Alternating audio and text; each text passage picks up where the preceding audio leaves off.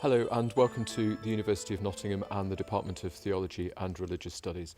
Today I'm in conversation with John Milbank, who's our Professor of Religion, Politics and Ethics. And this morning, John, we're going to have an initial conversation about a topic that I know has been the focus of your research now for a number of years and has been very, very influential, and that's the gift.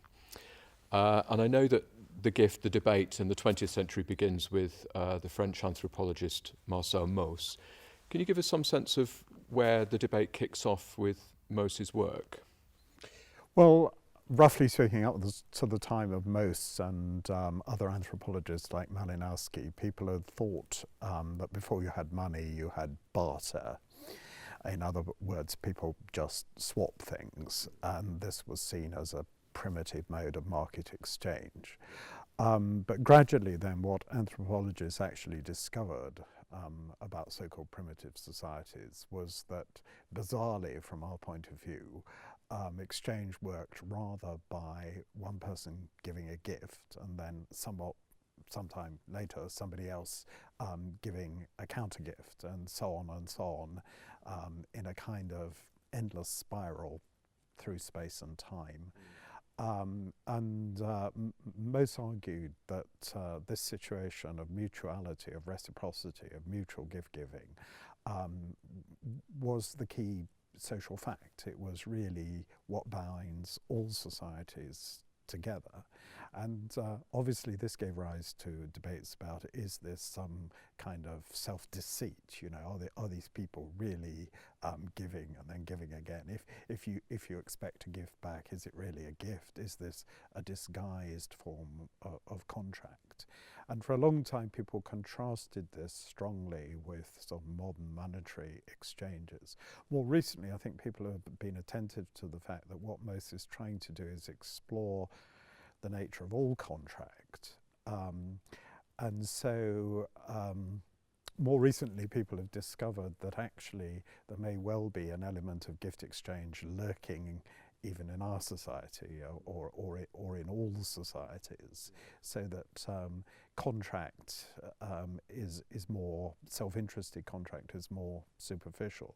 But of course this raises the question of what happens when, you know, the ideology like neoliberalism, for example, is trying to get rid of all reciprocity, all mutuality, is this denaturing society altogether.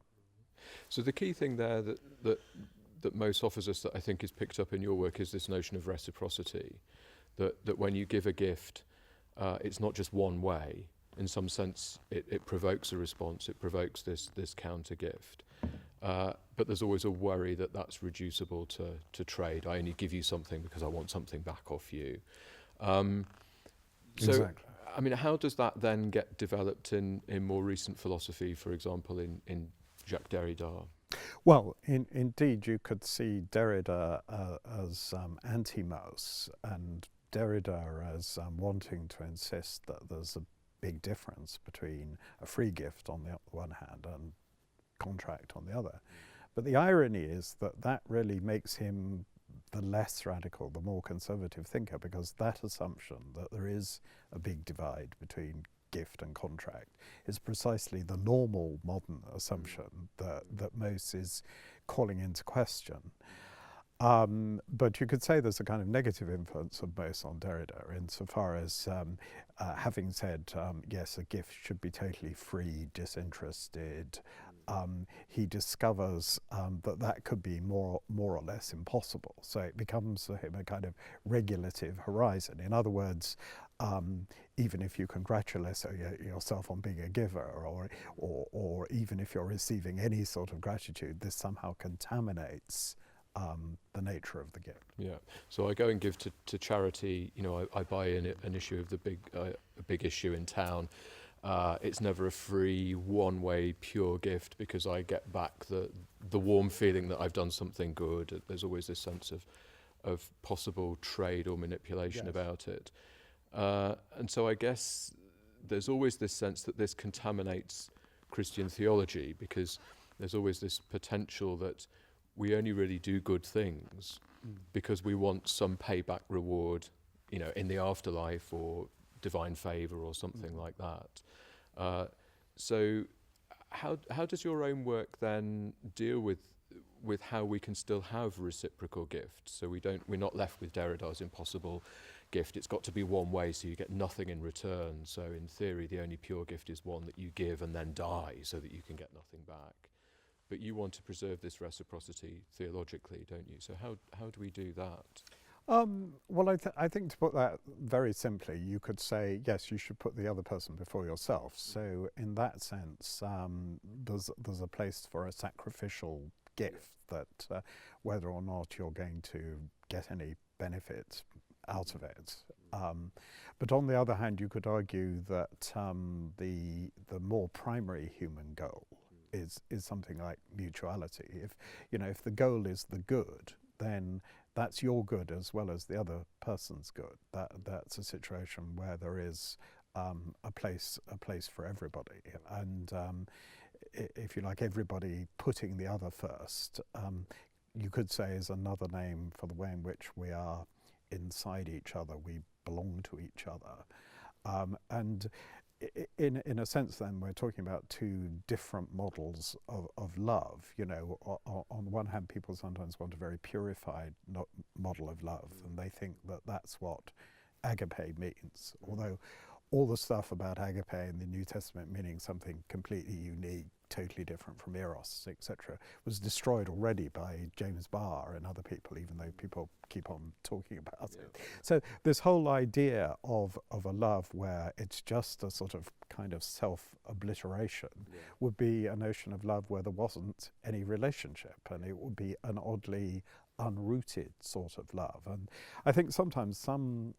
thinkers, theologians like Jean-Luc Marion, who are trying to, their counter move to Derrida is that this completely unilateral gift is not impossible, but somehow it's a gift that doesn't involve any conscious giver or identifiable recipient or any content to the gift.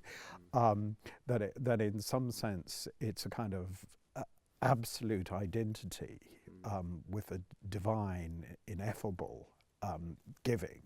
And I think that the problem of that would be, how would you sort of in any way mediate that horizon? How would there be analogical examples of that? It doesn't seem to be compatible with analogy. And on the other hand, is it a correct model for even the divine gift? If God is Trinity, if the name of the Holy Spirit is love, and that represents the exchange between Father and Son. And then again, even in terms of creation, you could say that that's a pure one-way gift. But it's actually, and sometimes Marion is conceding that this is more paradoxical than you might think, because if there is no recipient of the divine gift, then you could say that if we are, as it were, absolutely posited as gift down to the very bottom, then precisely from the outset, the recipient comes with the gift and is gratitude. Therefore, as thinkers like Hans Ulrich or Claude Brouwer tend to put it, and this picks up on some things in Kierkegaard's works of love, that love or giving is always already there. It's always, the act of love always anticipates that the person you're giving something to already somehow knows about love. And so there's a weird sense in which God, in creating us, anticipates our grateful response, because otherwise, if there is no gratitude, no gift has ever been given. Because it's interpersonal, you can't imagine a gift that without that without recognition of the gift, there wouldn't really be the gift. So you then get the situation where you can think, and this comes in Ulrich's religious philosophy, but also in Claude Brouwer's, you get the situation where the fundamental reality of created being is love, or that the created thing is, as it were, giving itself to itself, because it only exists as a gift. And in certainly the case of Brouwer, you can argue from that it's impossible to think of creation without spirit, without angels or human beings. And even that you have to say, this comes through more in Brewer than in Simon, but I think this is Ulrich Simon, but I think this is correct, that you have then to say that the angelic and the human creation is in a sense the first creation, that everything else is in relation to that. We'll have to continue this fascinating conversation at another time. But for now, thank you for joining us at the University of Nottingham and the Department of Theology and Religious Studies, and we hope to welcome you back very soon.